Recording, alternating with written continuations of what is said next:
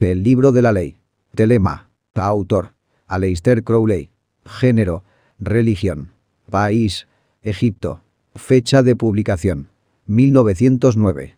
Según Crowley, la historia comenzó el 16 de marzo de 1904 cuando durante un ritual su esposa Rose entró en un trance ligero y repetidamente dijo, «Ellos te están esperando».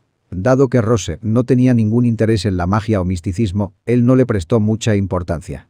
Sin embargo, el 18 del mismo mes, tras invocar a Thoth, el dios de la sabiduría, ella mencionó a Horus por nombre como uno de los que le estaban esperando. Crowley, aún escéptico, le hizo numerosas preguntas sobre Horus, las cuales contestó acertadamente, sin tener ningún estudio previo en la materia. Crowley también da una cronología diferente, en donde la invocación a Horus precede al cuestionamiento. Laurence Sutin dice que este ritual describe a Horus a detalle, y pudo haberle dado a Rose las respuestas a las preguntas de su esposo. La prueba final fue la identificación, por parte de Rose, de Horus en la estela de la revelación, entonces expuesta en el Museo del Cairo como el artículo 666. El 20 de marzo, Crowley invocó a Horus, con gran éxito. Entre el 23 de marzo y el 8 de abril, Crowley mandó traducir los jeroglíficos de la estela. También, Rose reveló que su informante no era Horus en persona, sino su mensajero Aiwass. Finalmente, el 7 de abril Rose dio instrucciones a Crowley, por 3 días debía entrar al templo y escribir lo que escuchara entre el mediodía y las 13. La escritura. Crowley escribió el libro de la ley el 8, 9 y 10 de abril de 1904 entre las horas del mediodía y las 13. El lugar fue el departamento donde él y su nueva esposa estaban disfrutando su luna de miel, el cual describió como estando cerca del Museo Boulak en un elegante cuadrante europeo en el Cairo. El apartamento estaba en el piso del suelo, y el templo era la sala de dibujo. Crowley describió el encuentro a detalle en el equinoccio de los dioses, diciendo que en cuanto se sentó en su escritorio en Cairo, la voz de Aiwass vino del hombro izquierdo desde la esquina más alejada de la habitación.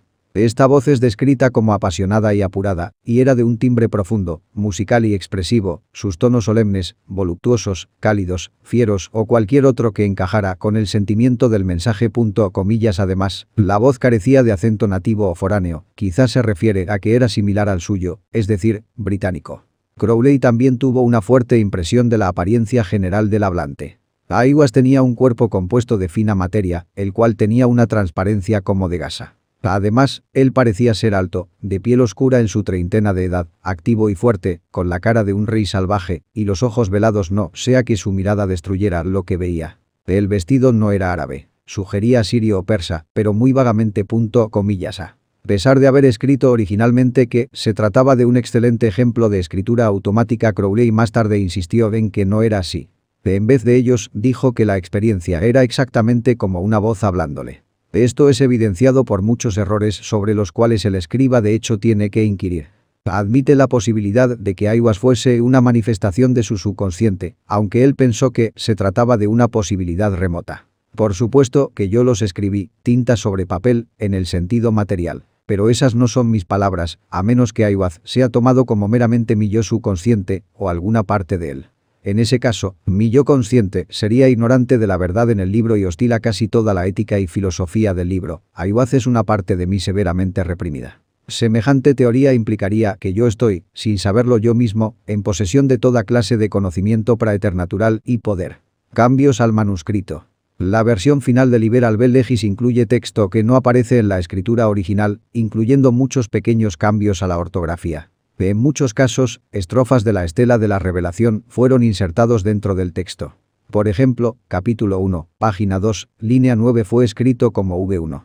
Del embrujo llamado alegría y fue reemplazado por arriba, el azul gemado es. El esplendor desnudo de Nuit. Ella se dobla en éxtasis para besar. Los ardores secretos de Adit. El globo alado, el azul estrellado, son míos, oh Angef Honsu. En la página 6 del capítulo 1, lo que sigue es parte del manuscrito original. Y el signo será mi éxtasis, la conciencia de la continuidad de la existencia, el hecho desfragmentario signo atómico de mi universalidad. Junto con una nota. Escribe esto en palabras más claras, pero sigue adelante. Esto fue cambiado más tarde por.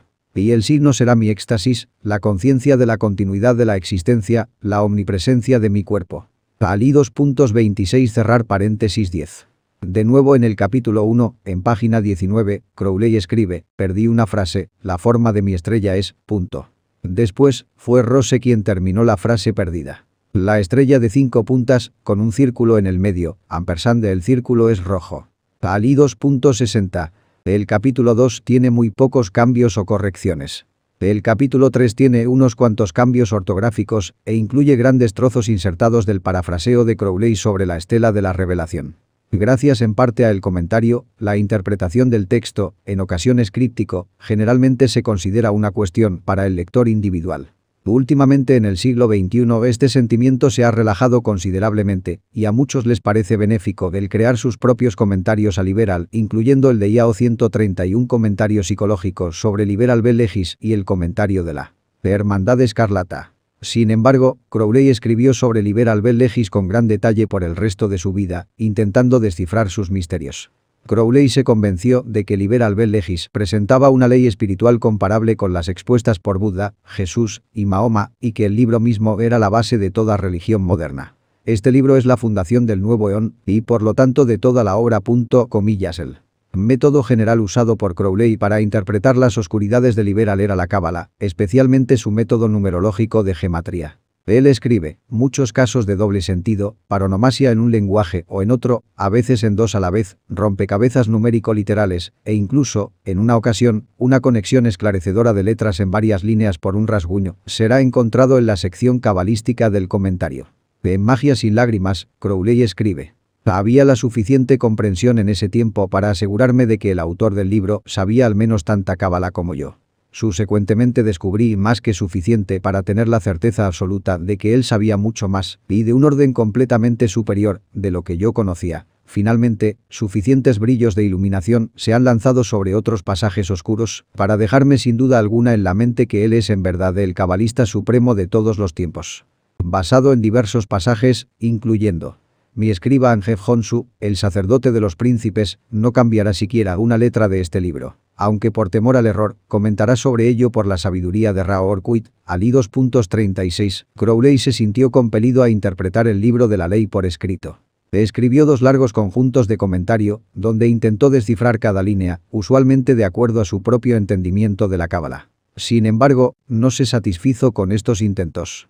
En 1912, él preparó el libro de la ley y el comentario de ese momento para su publicación en el Equinoccio, y 7. Recuerda en sus confesiones, p. 674, que él pensó que el comentario existente era vergonzosamente precario e incompleto. Más tarde explica que supuse estúpidamente a este comentario como una exposición académica del libro, una elucidación de sus oscuridades y una demostración de su origen praeterhumano. Entiendo finalmente que esta idea es un sinsentido. El comentario debe ser una interpretación del libro inteligible para las mentes más simples y tan práctica como los 10 mandamientos. Además, ese comentario debería llegar de forma inspirada, como el libro mismo fue recibido. Años más tarde en 1925 mientras en Túnez, Crowley recibió su inspiración. Publicó lo que es el creador de la estela de la revelación. En él se advierte a los lectores del estudio del libro y advierte que aquellos que discutan el contenido deberían ser evitados. El resultado es la idea común que la interpretación del, en ocasiones críptico, libro es responsabilidad exclusiva del lector. Algunos telemitas ignoran el comentario.